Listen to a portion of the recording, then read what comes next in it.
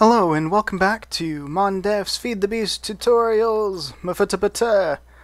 And today we're going to be working on how to get the most out of your materials.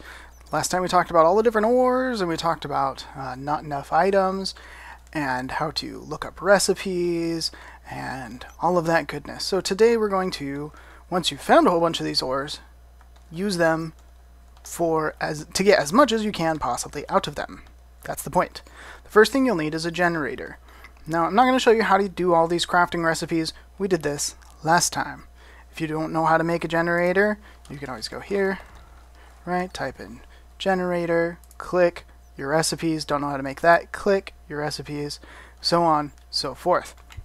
So I won't show you all the crafting recipes. It's what not enough items is for. That's why we did it in the first episode. Generator. I'm also going to use a macerator. I'm also going to use an electric furnace. The generator does kind of what it sounds like. It generates power.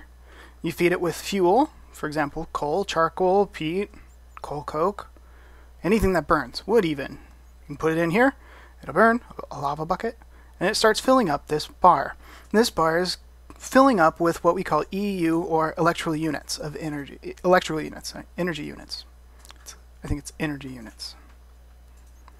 And what we need to do is get this energy into these. These little lightning bolts show us that this doesn't run on fire like the generator does. Instead, it runs off of electricity.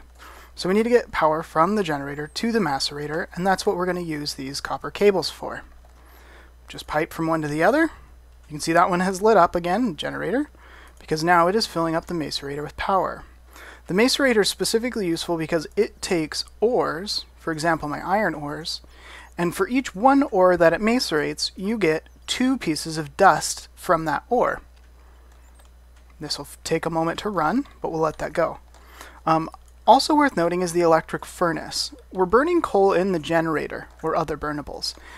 The furnaces have an innate waste associated to them. If you need to cook 1 ingot, for example, it uses 1 coal to do that, when really it only needed 1/8. By using an electric furnace, you not only eliminate the loss that you would see from extra use of coal, because the generator won't burn coal if it doesn't need it. You also get the increase from the iron furnace, which is used to make the electric furnace, which is to say it only costs the cost is 1 unit to every 10 instead of 1 out of every 8 like the traditional one. That said, it also needs power, so we're going to run wire from the generator over to the electric furnace. Now, there are a number of different ways to do this, and of course there are much prettier ways to do this, and it doesn't really matter how you do it so long as you get power from the generator to the electric furnace. You can see now my electric furnace is powered, and I can move my iron dust from here. You can see this one's about to finish. 2 iron dust into my electric furnace. Doing this, I can effectively double my ingot rate from collection. So I find 1 piece of iron, macerate it, cook it in the furnace, and I end up with 2 iron ingots. It does cost a little bit more coal, but coal's pretty common. You can also use charcoal here, so this can become a fully renewable source of increasing your ore collection. Great way to increase your ore collection. But there are other things in this game. This one right here is an extractor. An extractor is a great way to increase your collection of sticky resin. Sticky resin, which is used to make rubber, which of course you use to make all these cables, and is used in all of these things here. Now you can just go to your electric furnace and cook up your resin, and your resin will cook, and it'll turn into 1 piece of rubber. 1 sticky resin to 1 piece of rubber. And that works, and until you have enough rubber to make yourself the extractor, that's the only way to do it. Once you do, though, you now extract your sticky resin using your extractor, and now each piece of sticky resin will give you 3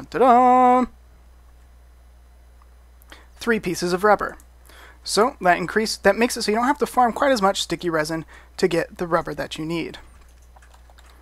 Also, an interesting note, the rubber wood, from here, rubber wood.